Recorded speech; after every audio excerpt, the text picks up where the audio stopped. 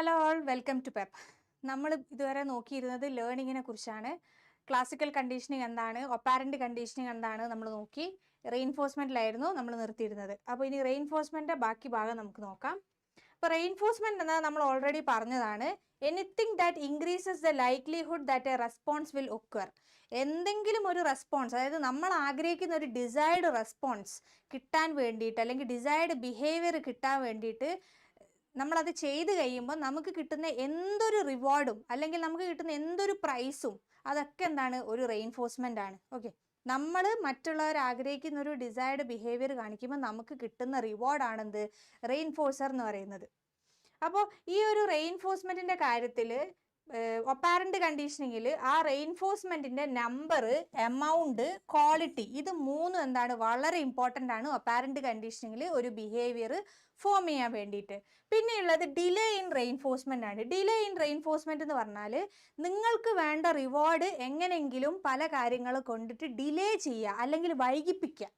അതായത് നിങ്ങളോടിപ്പോൾ നിങ്ങളെ maths teacher പറയുകയാണെന്ത്, ഇത്ര പ്രോബ്ലം കഴിഞ്ഞാൽ നിങ്ങൾക്ക് എന്താണ് ബ്രേക്ക് എടുക്കാമെന്ന്. അപ്പോൾ നിങ്ങൾ 10 പ്രോബ്ലം ചെയ്ത് കഴിഞ്ഞ് ആ സമയത്ത് നിങ്ങൾ ബ്രേക്ക് വയ്ക്കുമ്പോൾ മാം പറയാമെന്ത്, 2 പ്രോബ്ലം കൂടി ചെയ്ത് കഴിഞ്ഞാൽ നിങ്ങൾക്ക് എന്താ ബ്രേക്ക് എടുക്കുക. അതായത് നിങ്ങൾക്ക് ഇനി 2 പ്രോബ്ലം കൂടി ചെയ്യുമ്പോഴാണ് നിങ്ങൾക്ക് വേണ്ട റിവാർഡായിട്ട് ബ്രേക്ക് കിട്ടുന്നത്. അവിടെ എന്താണ്, നിങ്ങളുടെ റിവാർഡിന് എന്താണ് ഒന്ന് ഡിലേ ചെയ്യണം, അല്ലെങ്കിൽ കുറച്ചുകൂടി ടൈം കൊടുക്കുകയാണെന്ത് നിങ്ങൾക്ക് വേണ്ടിയിട്ടുള്ള റിവാർഡ് തരാൻ വേണ്ടിയിട്ട്.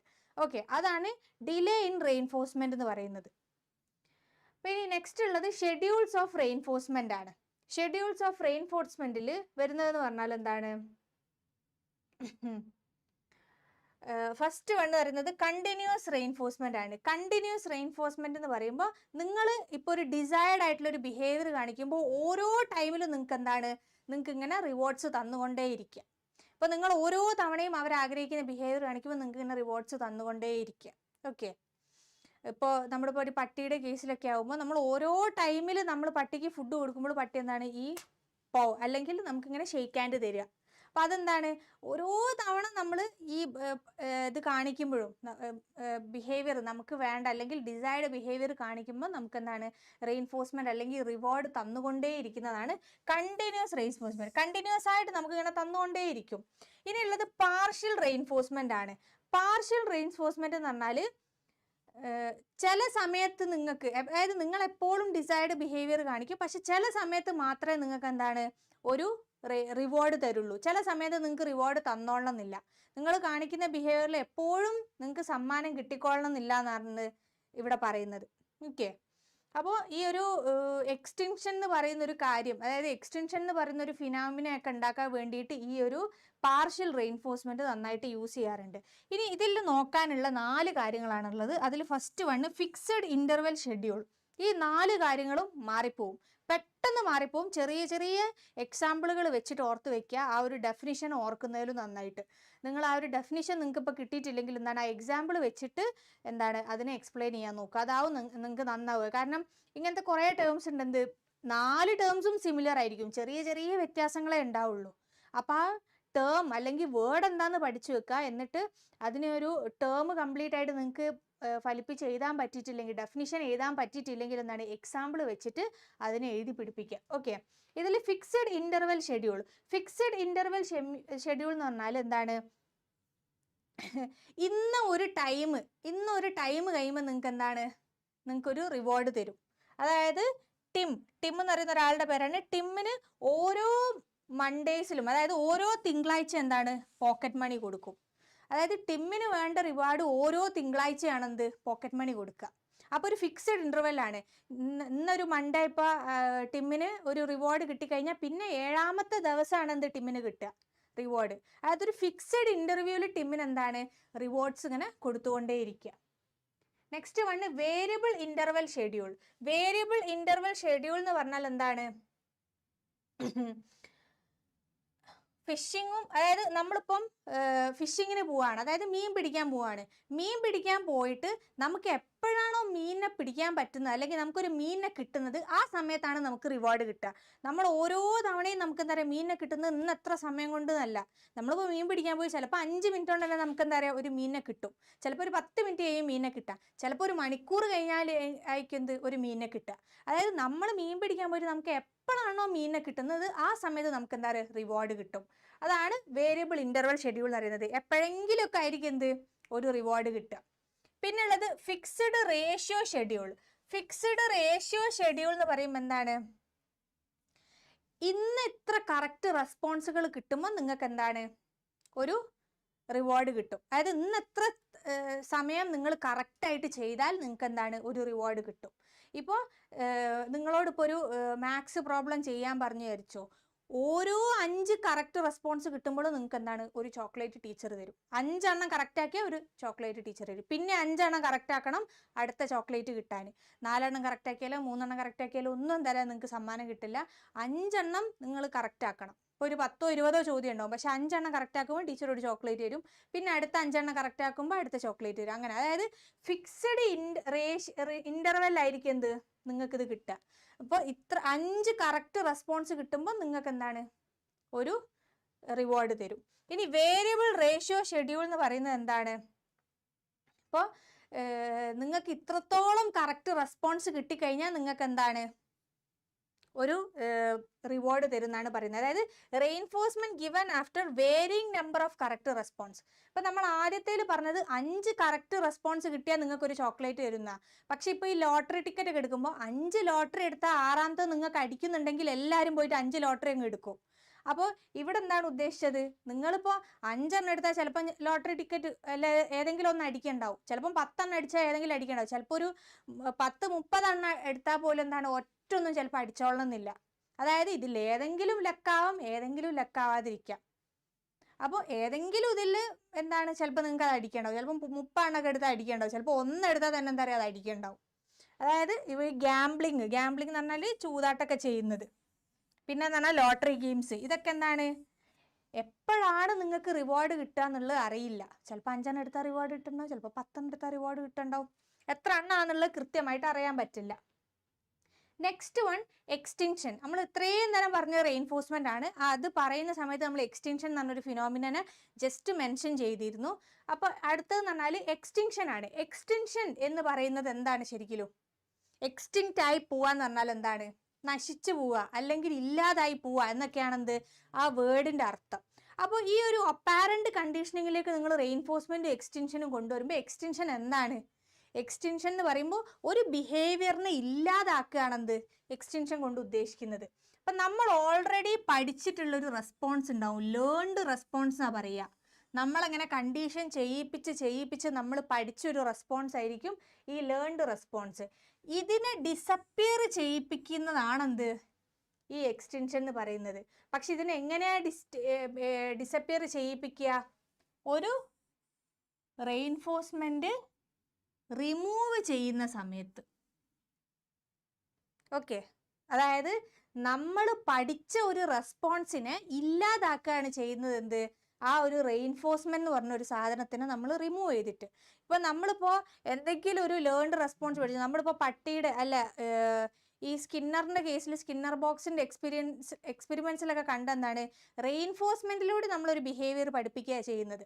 അപ്പോൾ ആ റെയിൻഫോഴ്സ്മെന്റ് അല്ലെങ്കിൽ റിവാർഡ് കൊടുക്കുമ്പോൾ ഒരാൾ ബിഹേവിയർ പഠിക്കുമ്പോൾ നമ്മൾ ആ റിവാർഡ് അങ്ങ് എടുത്തു കളഞ്ഞാൽ, അല്ലെങ്കിൽ റെയിൻഫോഴ്സ്മെന്റ് എന്ന് പറഞ്ഞൊരു ഫാക്ടർ എടുത്തു കളയുമ്പോൾ എന്താണ് നമ്മൾ പഠിപ്പിച്ച ബിഹേവിയറിനെയും കൂടി നമ്മൾ എന്താണ് അവിടെ എക്സ്റ്റെൻഡ് ചെയ്യിപ്പിക്കാൻ പോവുകയാണ് ചെയ്യുന്നത്. അതാണ് എക്സ്റ്റിങ്ഷൻ എന്ന് പറയുന്നത്.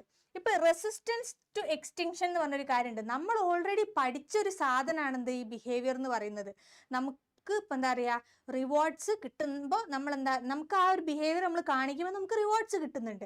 അപ്പോൾ ഈ ഒരു എക്സ്റ്റൻഷനോട് റെസിസ്റ്റൻസ് കാണിക്കും, അതായത് കുറച്ച് തടസ്സങ്ങളുണ്ട് ഈ എക്സ്റ്റൻഷന്. കാരണം നമുക്കിപ്പോൾ റിവാർഡ്സ് നിൽക്കുമ്പോഴേക്ക് എന്താണ്, അല്ലെങ്കിൽ നമുക്കിപ്പോൾ സമ്മാനം കിട്ടുന്നത് നിൽക്കുമ്പോഴേക്ക് നമ്മൾ ആ പഠിച്ച ബിഹേവിയർ മറന്നു പോയിക്കൊള്ളണമെന്നില്ല. കാരണം എന്താണ്, അതൊരു ബിഹേവിയർ ആണ്, നമ്മൾ പഠിച്ചതാണത്. അപ്പോൾ പെട്ടെന്നൊരു ബിഹേവിയറിന് എന്താണ് ഇല്ലാതാക്കാന്ന് പറയുന്നത് ബുദ്ധിമുട്ടാണ്. അപ്പോൾ അതിന് കുറച്ച് റെസിസ്റ്റൻസ് ഉണ്ട്. ആ റെസിസ്റ്റൻസ് പറയുന്നത് ഇപ്പം നമുക്കിപ്പം ആ ഒരു റെയിൻഫോഴ്സ്മെന്റ് നിന്ന് കഴിഞ്ഞാലും എന്താണ് നമ്മൾ ചിലപ്പോൾ ആ ബിഹേവിയർ ഇങ്ങനെ കാണിച്ചുകൊണ്ടേയിരിക്കും, പല സിറ്റുവേഷനിൽ നമ്മൾ കാണിച്ചുകൊണ്ടേയിരിക്കും. കാരണം എന്താണ്, ഒരു ബിഹേവിയർ നമ്മൾ പഠിച്ചൊരു ബിഹേവിയറിനെ എക്സ്റ്റെൻഡ് ചെയ്യിപ്പിക്കുക എന്ന് പറയുന്നത് കുറച്ച് ബുദ്ധിമുട്ടുള്ള ഒരു കാര്യമാണ്. capacity for the learned response to continue to occur even though it is not reinforced correctly. നിങ്ങൾക്ക് ഇപ്പം സമ്മാനം കിട്ടുന്നില്ലെങ്കിലും നിങ്ങളെ പഠിപ്പിച്ച ബിഹേവിയർ നിങ്ങൾ ചിലപ്പോൾ കാണിച്ചുകൊണ്ടേയിരിക്കും. ഓക്കെ. പിന്നെ ഉള്ളത് സ്പോണ്ടാനിയസ് റിക്കവറി ആണ്. സ്പോണ്ടാനിയസ് റിക്കവറി എന്ന് പറയുന്നത് എന്താണ്? നിങ്ങൾ പഠിച്ച ബിഹേവിയർ പൂർണ്ണമായിട്ട് നിങ്ങളുടെ ഉള്ളിൽ നിന്ന് പോയി, അതായത് എക്സ്റ്റെൻഡ് ആയി പോയി കഴിഞ്ഞാലും ചില സമയത്ത് നിങ്ങൾ എന്താണ് അത് കാണിക്കും. ഇപ്പോൾ ഫോർ എക്സാമ്പിൾ, നിങ്ങളിപ്പോൾ സ്കൂളിൽ പോകുന്ന സമയത്ത് ബെല്ലടിക്കുന്നുണ്ട്, കൃത്യസമയത്ത് ബെല്ലടിക്കുന്ന സമയത്ത് നിങ്ങൾക്ക് അറിയാം സ്കൂളിൽ എന്തൊക്കെയാണ് ചെയ്യേണ്ടത്, സ്റ്റുഡൻറ്റ് എന്തൊക്കെയാണ് ചെയ്യേണ്ടത് എന്നുള്ളത്. പക്ഷേ 2 മാസം നിങ്ങൾ എന്താണ് വീട്ടിലിരിക്കുകയാണ്. സ്കൂൾ വെക്കേഷൻ ആയത് കാരണം, സമ്മർ വെക്കേഷൻ ആയത് കാരണം നിങ്ങൾ വീട്ടിലിരിക്കുകയാണ്. 2 മാസം കഴിഞ്ഞ് നിങ്ങൾ വീണ്ടും സ്കൂളിൽ പോകുമ്പം ബെല്ലടിക്കുമ്പോൾ നിങ്ങൾക്ക് അറിയാം എന്തിനാണ് ആ ബെല്ലടിക്കുന്നത് എന്നുള്ളതെന്ന്. സ്കൂളിൽ ക്ലാസ് കയറേണ്ട സമയം നിങ്ങൾക്കറിയാം, അടുത്ത പീരീഡ് ആവുന്ന സമയം നിങ്ങൾക്കറിയാം, ലഞ്ച് ബ്രേക്കിൻ്റെ ടൈം നിങ്ങൾക്കറിയാം, സ്നാക്സ് ബ്രേക്കിൻ്റെ ടൈം നിങ്ങൾക്കറിയാം. അത് എന്തുകൊണ്ടാണ്? നിങ്ങൾ ഓൾറെഡി കണ്ടീഷൻഡ് ആയ ഒരു സാധനമാണ്. നിങ്ങളുടെ ഉള്ളിൽ നിന്ന് എക്സ്റ്റിങ്ക്റ്റ് ആയാൽ പോലും അങ്ങനത്തെ ഒരു സിറ്റുവേഷനിൽ വരുമ്പോൾ നിങ്ങൾ എന്താണ് വീണ്ടും ആ ബിഹേവിയർ കാണിക്കും. You know what to do in that situation. അതാണ് സ്പോണ്ടാനിയസ് റിക്കവറിൻ്റെ ഒരു എക്സാമ്പിൾ എന്ന് പറയുന്നത്. ഓക്കെ. പിന്നെ ഉള്ളത് ജനറലൈസേഷൻ ആൻഡ് ഡിസ്ക്രിമിനേഷൻ. ജനറലൈസേഷൻ എന്ന് പറയുന്നതും ഡിസ്ക്രിമിനേഷൻ എന്ന് പറയുന്നതും ഏകദേശം എന്താണ് 2 കാര്യങ്ങളാണ്, പക്ഷെ ഒരേ സാധനത്തിൻ്റെ. ഈ ജനറലൈസേഷൻ എന്ന് പറയുമ്പം നമ്മളിപ്പം ഞാനൊരു എക്സാമ്പിൾ പറയാണ്. ഇത് 4ഉം ഈ 5 സാധനങ്ങൾ ഒരേ സിമിലർ ആയിട്ടുള്ള സാധനങ്ങളാണ്, പക്ഷെ 5നും എന്താ പറയുക ഡിഫറെൻറ്റ് ആയിട്ടുള്ള ക്യാരക്ടറിസ്റ്റിക്കുകളുണ്ട്, പക്ഷെ 5ഉം ഒരേപോലെയാണ് കാണാൻ. അതുകൊണ്ട് നമ്മളിതിനെ ജനറലൈസ് ആയിട്ടൊരു സാധനമായിട്ട് പറയും. ഇപ്പോൾ ഡിസ്ക്രിമിനേഷൻ എന്ന് പറയുന്നത് ഇതിപ്പോൾ 5 സാധനവും ഒരേപോലുള്ള സാധനമാണെന്ന് പറയുകയാണെങ്കിലും ഓരോന്നിനും ഓരോ ക്യാരക്ടർ ഉള്ള രീതിയിൽ നമ്മൾ അതിനെ എടുത്ത് പറയും. ഇവിടെ ഇപ്പോൾ ഒരുമിച്ച് ഒന്നായിട്ട് കാണുക, കാരണം 5 ആളും ഒരു ക്ലാസ്സിലുള്ളതല്ലേ എന്ന് വിചാരിച്ചിട്ട്. ഇത് 5 ആളും ഒരു ക്ലാസ്സിലുള്ളതാണെങ്കിൽ എന്താണ് ഓരോരുത്തരും ഓരോ ഇൻഡിവിജ്വലാണ്. അപ്പോൾ ഈ ഒരു ടേമിനെ വെച്ചിട്ട് നമുക്ക് എന്താ പറയുക ജനറലൈസേഷനെയും ഡിസ്ക്രിമിനേഷനെയും പറയാം. ഇപ്പം സിമിലർ ആയിട്ടുള്ള എന്താ പറയുക സിമിലർ ആയിട്ടുള്ള സ്റ്റിമുലസുകൾ നിങ്ങൾക്ക് തരികയാണ്, അല്ലെങ്കിൽ നിങ്ങൾക്ക് സ്റ്റിമുലസ് കേൾക്കുമ്പോൾ സിമിലർ ആയിട്ട് തോന്നുകയാണെങ്കിൽ നിങ്ങൾ എന്താണ് അതിനെ ജനറലൈസ് ചെയ്തെടുക്കും. അതായത് ഇപ്പം നമ്മൾ പട്ടിക്ക് നമ്മൾ പറഞ്ഞിട്ടുണ്ട് ബെല്ല് കൊടുക്കുന്ന സമയത്ത് പട്ടി എന്താണ് സെലൈവേറ്റ് ചെയ്യും, കാരണം ബെല്ല് കൊടുത്തു കഴിഞ്ഞാലാണ് അതിന് ഫുഡ് കിട്ടുന്നത് അതിനറിയാം. പക്ഷെ ഈ ബെല്ലുമായിട്ട് സിമിലർ ആയിട്ടുള്ളൊരു സൗണ്ടാണ് ഫോൺ അടിക്കുക, ഫോൺ റിങ്ങിങ്, ടെലിഫോൺ റിങ്ങിങ്. ആ സമയത്തും എന്താണ് പട്ടി സെലൈവേറ്റ് ചെയ്യും, കാരണം പട്ടി എന്താണ് ഈ ബെല്ലെന്ന് പറയുന്ന സൗണ്ടും ടെലിഫോണിൻ്റെ സൗണ്ടും തമ്മിൽ ചെറിയ സിമിലാരിറ്റി ഉള്ളത് കാരണം പട്ടി സെലൈവേറ്റ് ചെയ്യുക. ബെല്ല് വെച്ചിട്ട് മാത്രം സ്റ്റിമുലേഷൻ, അതായത് ഈ വായിൽ വെള്ളം വരുന്ന പട്ടി പിന്നീട് എന്താണ് ഒരു ടെലിഫോണിൻ്റെ സൗണ്ട് കേൾക്കുമ്പോൾ എന്താക്കും ഡോഗ് സെലൈവേറ്റ് ചെയ്യും. കാരണം എന്താണ് ബെല്ലിൻ്റെ സൗണ്ടും ടെലിഫോൺ റിങ്ങിങ്ങിൻ്റെ സൗണ്ടും എന്താണ് ചെറിയ രീതിയിൽ സിമിലർ ആയതുകൊണ്ട്, അതായത് ജനറലൈസ് ചെയ്യുകയാണ് ചെയ്യുന്നത്. അപ്പം ഇങ്ങനത്തെ സൗണ്ടുള്ള എന്തൊരു സാധനം വരുമ്പോഴും ഡോഗ് എന്താണ് സെലൈവേറ്റ് ചെയ്തുകൊണ്ടേ ഇരിക്കും, കാരണം എന്താണ് അതിന് ജനറലൈസ് ചെയ്യാൻ തുടങ്ങും. ഓക്കെ. അപ്പോൾ ഈ ബെല്ലിൻ്റെ സൗണ്ടും ഈ ഫോൺ റിങ് ചെയ്യുന്ന സൗണ്ടും ഒക്കെ ഒരുപോലെ ആക്കിയിട്ട് ഡോഗ് കാണും. നമ്മൾ ജനറലൈസ് ചെയ്യാന്ന് പറയും. ഇനിയുള്ളത് ഡിസ്ക്രിമിനേഷൻ ആണ്. ഡിസ്ക്രിമിനേഷൻ എന്ന് പറയുന്നത് എത്ര സിമിലാരിറ്റി ഉള്ള സാധനങ്ങളാണെങ്കിലും, അതായത് എത്ര സിമിലാരിറ്റി ഉള്ള സ്റ്റിമുലസ് ആണെങ്കിലും എന്താണ് അതിനെ ഡിസ്ക്രിമിനേറ്റ് ചെയ്യാൻ പഠിക്കുക. അതായത് ഇന്നത് ഇന്ന സാധനമാണ്, ഇന്ന സാധനം പറഞ്ഞിട്ട് ഡിസ്ക്രിമിനേറ്റ് ചെയ്യാൻ പഠിക്കുന്ന ഒരു കഴിവാണ്. അതായത് ഇപ്പോൾ നമുക്ക് ഈ ഡോഗിൻ്റെ കാര്യം തന്നെ എടുക്കാം. ഇപ്പോൾ ബെല്ല് ഫോണും റിങ് ചെയ്യാണ്, ആ സമയത്ത് ഡോഗ് ഡിസ്ക്രിമിനേറ്റ് ചെയ്യാൻ പഠിക്കുമ്പോൾ എന്താണ് ബെല്ലടിക്കുമ്പോൾ ഇത് ബെല്ലടിച്ചതാണ് പറഞ്ഞ് സെലൈവേറ്റ് ചെയ്യും. പക്ഷെ ഫോൺ അടിക്കുമ്പം അത് സെലൈവേറ്റ് ചെയ്യില്ല, കാരണം എന്താണ് ഫോൺ റിങ്ങിങ് അതിന് മനസ്സിലാക്കാൻ പറ്റും. അതായത് ഫോൺ റിങ്ങിങ് ബെല്ല് റിങ്ങിങ്ങിൽ നിന്നിട്ട് ഡിസ്ക്രിമിനേറ്റ് ചെയ്യാൻ പഠിച്ചു. ഓക്കെ. അപ്പം അതാണ് അടുത്തത് എന്ന് പറയുന്നത്. ഇപ്പം നമ്മൾ പറഞ്ഞിട്ടുള്ള കാര്യങ്ങൾ എന്തൊക്കെയാണ്? റെയിൻഫോഴ്സ്മെൻറ്റ് പറഞ്ഞു, എക്സ്റ്റിങ്ഷൻ പറഞ്ഞു, ജനറലൈസേഷൻ പറഞ്ഞു, ഡിസ്ക്രിമിനേഷൻ പറഞ്ഞു. എല്ലാ കാര്യങ്ങളും എന്താണ് ഏകദേശം സിമിലർ ആയിട്ടുള്ള കാര്യങ്ങളാണ്. എല്ലാം സിമിലർ ആയിട്ടുള്ള കാര്യങ്ങളാണ്, ചെറിയ ചെറിയ വ്യത്യാസങ്ങളെ എല്ലാം തമ്മിലുള്ളൂ. അതുകൊണ്ട് തന്നെ നിങ്ങൾക്ക് ഡെഫിനിഷൻ വെച്ചിട്ട് അത് എഴുതുക എന്ന് പറയുന്നത് ഇറ്റ്സ് നോട്ട് ഓൾവേസ് ഈസി. എപ്പോഴും ഈസി ആയിട്ടുള്ള കാര്യമല്ല, പ്രത്യേകിച്ചും നമ്മൾ എക്സാമിൻ്റെ ടൈമിൽ അത്രയും പ്രഷറിൽ നിൽക്കുകയായിരിക്കും. അപ്പോൾ നിങ്ങൾക്ക് ഓരോ സാധനത്തിനും പലരും മനപ്പാടാക്കി പഠിക്കുന്നവരുണ്ട്. അപ്പോൾ എന്താ പറയുക, ആ ഒരു ഡെഫിനിഷൻ ഓർത്ത് എഴുതാൻ പറ്റിക്കോളണമെന്നില്ല. അപ്പോൾ നിങ്ങൾ എന്താ ചെയ്യേണ്ടത് പറഞ്ഞാൽ ഏതൊരു സാധനം പഠിക്കുമ്പോഴും, പ്രത്യേകിച്ച് ഈ റെയിൻഫോഴ്സ്മെൻറ്റ് എക്സ്റ്റൻഷൻ ഇതിൻ്റെ അണ്ടറിൽ വരുന്ന സബ് ടോപ്പിക്കുകൾ പഠിക്കുന്ന സമയത്ത് എക്സാമ്പിൾ വെച്ചിട്ട് പഠിക്കുക. നിങ്ങൾ നെറ്റിൽ അടിച്ചു നോക്കിയാൽ മതി, കുറേ എണ്ണത്തിൻ്റെയൊക്കെ എക്സാമ്പിൾ ഞാൻ തന്നെ പറഞ്ഞിട്ടുണ്ട്. എക്സാമ്പിൾ എന്തും നിങ്ങളുടെ ഡെയിലി ലൈഫിലുള്ള കാര്യങ്ങളായിട്ട് റിലേറ്റ് ചെയ്തിട്ട് നിങ്ങൾക്ക് പഠിച്ചു വെക്കാം. ഓക്കെ, എക്സാമ്പിളുകൾ പഠിച്ചിട്ട് പോവുക, എക്സാമ്പിളുകൾ മാത്രം പഠിച്ചിട്ട് പോവുക, ഡെഫിനിഷനുകൾ അധികം പഠിക്കാൻ നിൽക്കരുത്. ടേം പഠിക്കുക, ടേം അല്ലെങ്കിൽ ആ വേർഡ് എന്താണെന്ന് പഠിക്കുക, എക്സാമ്പിൾ കൃത്യമായിട്ട് പഠിച്ചിട്ട് പോവുക. എക്സാമിന് എഴുതുന്ന സമയത്ത് എക്സാമ്പിളിനെ റിലേറ്റ് ചെയ്തിട്ട് എഴുതാൻ നോക്കുക. ഒരു നല്ല എക്സാമ്പിൾ നല്ല വൃത്തിക്ക് പ്രസൻറ്റ് ചെയ്താൽ തന്നെ നിങ്ങൾക്ക് കൺസെപ്റ്റ് അറിയാമെന്നുള്ളതെന്ന് ആൻസർ ഷീറ്റ് വായിക്കുന്ന ഒരാൾക്ക് മനസ്സിലാവും. എന്നിട്ട് നിങ്ങൾക്ക് കോൺഫിഡൻ്റ് ആണെങ്കിൽ മാത്രം നിങ്ങൾ എന്താക്കുക, അതിൻ്റെ കറക്റ്റ് ഡെഫിനിഷൻ എഴുതി കൊടുക്കുക. ഡെഫിനിഷൻ അറിയില്ലെങ്കിൽ പോലും നിങ്ങൾക്ക് ആ ആൻസർ എന്താണ് നല്ല വൃത്തിയിൽ ഒരു എക്സാമ്പിൾ വെച്ചിട്ട് പ്രസൻറ്റ് ചെയ്യാൻ പറ്റും. ഇപ്പോൾ നല്ല ഇപ്പോൾ നിങ്ങൾക്ക് ആ ഡെഫിനിഷൻ അറിയെങ്കിൽ ഇറ്റ്സ് വെരി ഗുഡ്, ഡെഫിനിഷൻ എഴുതുന്നതുകൊണ്ട് ഒരു കുഴപ്പമില്ല. പക്ഷേ ഡെഫിനിഷൻ ആ ഒരു മൊമെൻറ്റിൽ ചിലപ്പോൾ 4 എണ്ണം അങ്ങോട്ടും ഇങ്ങോട്ടും മാറിപ്പോകുമ്പം തെറ്റായ ഡെഫിനിഷൻ എഴുതുമ്പോൾ നിങ്ങൾക്ക് അവിടെ മാർക്ക് പോകും. അപ്പോൾ എഴുതുന്ന സാധനം കറക്റ്റായിട്ട് എഴുതുക എന്നുള്ളതാണ്. അപ്പോൾ എന്താണ്, ഒരു നല്ല എക്സാമ്പിൾ വെച്ചിട്ട് നല്ല രീതിയിൽ അത് പ്രസൻറ്റ് ചെയ്യാൻ ആ 4 ടേംസിനെ കുറിച്ച് നിങ്ങൾക്ക് നല്ല ധാരണ ഉണ്ടെന്നുള്ളത് മനസ്സിലാവും. അപ്പം ഏതൊരു സാധനം പഠിക്കുമ്പോൾ എന്താണ്, ഇതിൽ എക്സാമ്പിൾസ് വെച്ചിട്ട് റിലേറ്റ് ചെയ്തിട്ട് തന്നെ പഠിക്കാൻ നോക്കുക. ഓക്കെ, ഇനി ഇതിൻ്റെ നെക്സ്റ്റ് പാർട്ടിലാണ് ബാക്കിയുള്ള ഒബ്സർവേഷൻ ലേണിങ്ങിനെ കുറിച്ചും ബാക്കി കാര്യങ്ങളെ കുറിച്ചും നമ്മൾ പറയുന്നത്. That's it. Thank you.